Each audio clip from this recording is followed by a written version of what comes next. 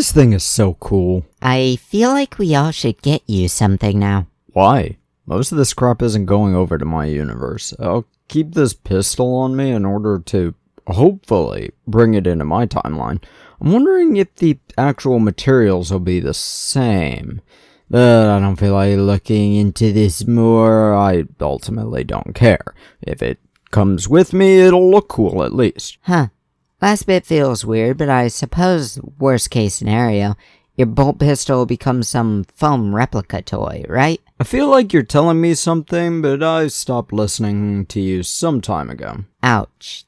That actually hurts. You've called me short so often. Call this revenge. You know what? Fair. It's pretty obvious I've got absolutely no idea how to start this video, but that always means the exact same thing, doesn't it? You have absolutely no idea what to talk about, do you? It's Wednesday, right? So another subject in my world, right? Yeah, I've done melee weapons of the Imperium and the bolt guns of the worlds too. I don't really want to talk about weapons more though. Have you talked about all the codices for the 10th edition? Man, there's a month left of 10th edition. Those that I didn't talk about... Wait. Hold on. What? You find something? No, apparently the codices in 10th edition are actually kind of viable in 11th. Apparently you can use the same detachments. My shitty detachments still count, although this brings up an issue for those that haven't gotten or don't have their 11th codexes yet. Say it's about halfway through 11th edition and my Imperial Knights codex isn't out, but the Space Marines one is. How does this work? Do I have the 10E codex unlocked at default, which is kind of insane given I just got my damn codex, so why did I spend the money? But if I didn't buy it and it doesn't unlock the codex, what would I use until my codex comes out? Am I just locked out of the game? This would keep anyone from joining 40k until their desired codex comes out, which is horrible marketing. I can't even theorize this, and it's not important enough to go into. I need to figure out a solid subject for this video, despite how much I've ranted about Games Workshop stupidity. Oh, I got an idea. So, I've already talked about every Traitor Legion and what made them fall to chaos, but what about the Loyalists? What would have made them fall? So, quick rules for this. I'll only hit the Loyalist Legion Primarchs and give a short theory as to why they would fall and what Chaos Alliance they would find themselves to. Some will be universal, some specific, some would obviously need to die, but we'll ignore the deaths. Let's assume they all live, like we did with the Traitor Primarchs becoming Loyalists. Going in numeric order, we start with the Dark Angels. Lionel Johnson. I could see him falling because he felt betrayed, whether it's because of his father or his father. I think he'd probably be an undivided Chaos Primarch, perhaps even being the replacement for Horus, though given his knight upbringing, I could see him going mad, knowing what is and could be. As for the White Scars Primarch, Jagadai Khan, he was actually really close to becoming a Chaos Primarch anyway. Under normal circumstances, he was supposed to fall to Slaanesh, but I think he'd probably be a Conrad replacement. Khan hates tyrants, and it's just that simple. He's undivided. Next Loyalist is the Space Wolves. Leman Rust is just an animal.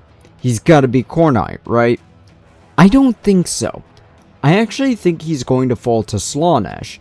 He's an animal, both on the battlefield and in the bedroom, I'm just saying. What would make him fall? That animal instinct. He's a savage by his nature, who easily learned the rules of the Empire, but removed the desire to learn, and he lets the beast fuck.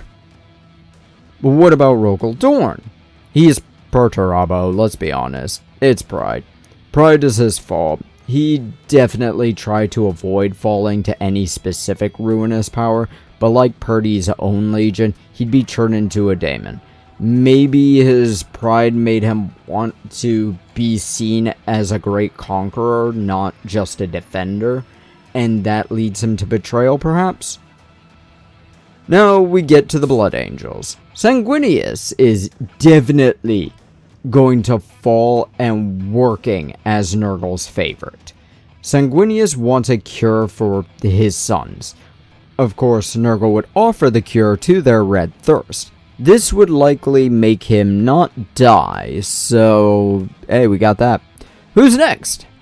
Ferrus Manus, a dead man's legion. Who could possibly want the man whose head got removed? Khorne. Ferrus Manus was supposed to be the most powerful of the Primarchs, physically speaking. But what would make him fall? That arm. The idea that he's stronger, better, and more powerful. He'd probably rip that false iron out and rage out from the pain. Strength makes him fall, and that's why he's taken. But what about Bobby? Rabute Gilliman. The Ultramarines are surprisingly simple. They want to know and understand more. He's falling to Tzeentch. His desire to know and understand the meaning of all things would lead to the Regent Lord being a Chaos pawn. The Salamanders are up next.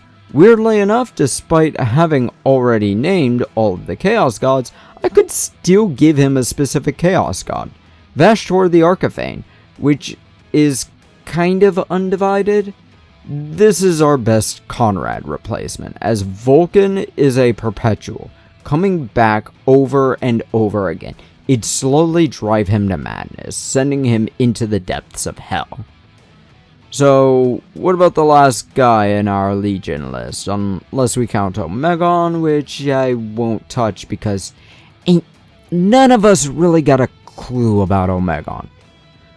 Corvus Corax is the Primarch that essentially knows everything. If Rabute can't get Tzeentch, then Corvus is getting him. What made him fall? Very simple. The fact that he just knows everything. That'll easily cause one to grow insane. Did I do a video about my theories as to who the Primarchs are of the 2nd and 11th Legion? I should do that in the near future. Probably next Wednesday video.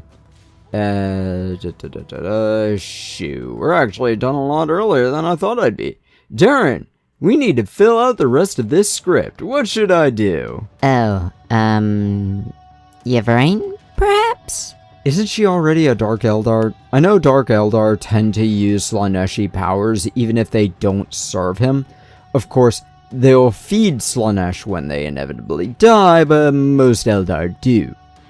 Anything else we can add to this video? Like, actually, does the Imperium have any other Supreme Leaders? Let's see, a few in the Custodes and Imperial Guard, but they weren't around during the heresy, so they wouldn't have fallen at that time. And given the strict regulations of the Imperium now, it's unlikely those two would fall in the future. Of course, Belisarius would have fallen during the heresy, and he's an easy answer. Curiosity killed the cat, obviously. The Dark Mechanicum came about because some said that the Emperor of Mankind couldn't be the Omnissiah, which I actually agree with, but he would join them with that. Alright though, I think that fills my time up now. It's time for me to take a long ass nap. Shove off!